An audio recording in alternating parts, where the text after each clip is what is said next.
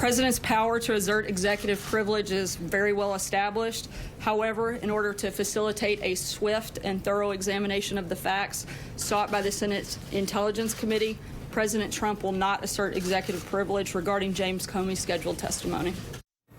Well, you heard it there from the White House. President Trump will not try to stop Jim Comey from testifying Thursday before the Senate Intelligence Committee.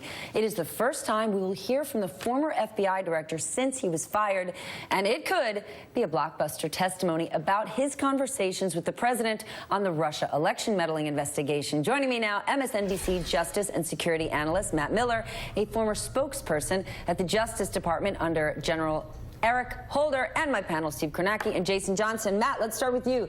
Committee Chairman, Republican Richard Burr, says James Comey pretty much can discuss anything. Take a look.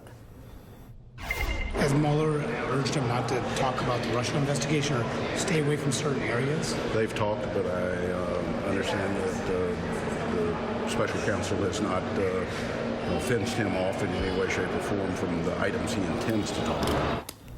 Unshackled, what does it mean that Robert Mueller gave James Comey permission to speak on everything? Matt? I think it means that Comey is going to be able to come in and talk about the biggest question in American politics, which did the President of the United States commit obstruction of justice, either a criminal act or at least a major abuse of his power, by asking Comey to back off on the Flynn investigation, by asking for his loyalty, and then firing him when he wouldn't comply. And I think we'll see Jim Comey testify about those interactions. But then remember, the New York Times, when it reported about the existence of these Comey memos, reported that he wrote a memo about every conversation he had with the president that he thought was inappropriate. So we've heard about several of those conversations, but I wouldn't be surprised at all if Comey walks into that hearing room and not only gives us more details, more damaging details about the ones we know, but tells us about others that we haven't even heard about yet. And what do you think? You were one of the first to say, as soon as James Comey got fired, watch, we're going to see memos. If we see those memos on Thursday, what could the ramifications be? I mean, could one make the argument it's still he said versus he said? Well, you could, but I think there are a couple things. One, let's remember that the President of the United States, as you're pointing out, answered a question on the record and said no. He never asked Jim Comey to back off on the investigation. So we're going to have Jim Comey's word under oath, and I think that begs the question, will the President ever be willing to go under oath and testify to this? Remember, presidents can be called to testify before the grand jury, and that's where the special counsel will take this eventually. The other question, though, I think is, were there other witnesses? So obviously Jim Comey wrote these memos, but did he share his concerns with other people in the Justice Department? We know he shared them with people at the FBI, but for example, was Jeff Sessions aware of Jim Comey's concerns about his interactions with the president? Was Rod Rosenstein aware of Jim Comey's concerns? If they were, remember, those are two people that signed off on Jim Comey's firing. They would potentially be instruments of obstruction of justice as well. Maybe, again, not a criminal act, but it would show that they sacrificed their integrity and the Department of Justice's independence when they signed off on that firing. That's another big kind of separate storyline to watch for this hearing.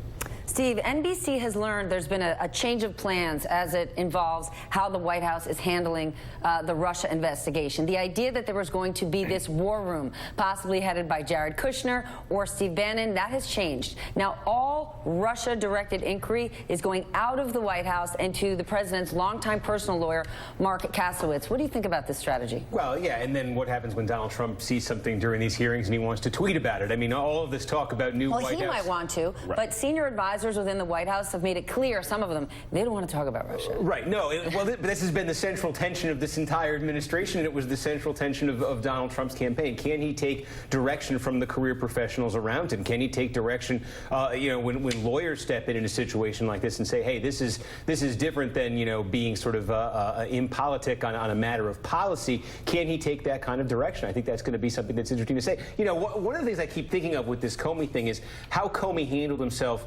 last summer, when it fell to him to make the decision whether to charge Hillary Clinton in the email case. And remember, he didn't just come out and say, you know what, I'm not going to charge her, no evidence here. He all but indicted her in the court of public opinion. And that is a good point. And I'm kind of wondering, he's got a fine line to walk here this week in his testimony, because he's previously said, no, I wasn't pressured, I wasn't the victim of any kind of pressure from the administration, from the White House. But now he's going to be answering questions about these memos. Is he going to dance that same sort of dance he did with Hillary Clinton. Then does he have everything to lose or nothing to lose, Matt? I think he has nothing left to lose. Once the president fired him, he set Jim Comey free. I think for a while, you know, when Jim Comey had this first conversation with the president, when the president started asking him about the Russia investigation, you know, he could have easily said to the president, you know, Mr. President, these conversations are inappropriate for us to be having. I'm investigating members of your campaign, associates of yours. And he didn't do that. And I think one of the reasons he might not have done that is because at some point he realized, look, the president is committing potentially obstruction of justice here. I'm going to continue to collect evidence. And while he was leading the investigation, it would have been, you know, irresponsible of him to go public about that information. That's not what investigators do in the middle of an investigation.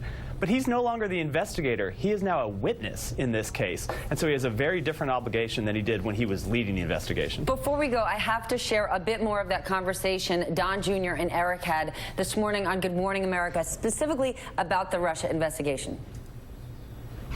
It's the greatest hoax of all time. I was there throughout the campaign. We have no dealings in Russia. We have no projects in Russia. We have nothing to do with Russia. I mean, to me, it's without a question, you know, reads and smells like a witch hunt. From two guys who previously said they do business with Russia.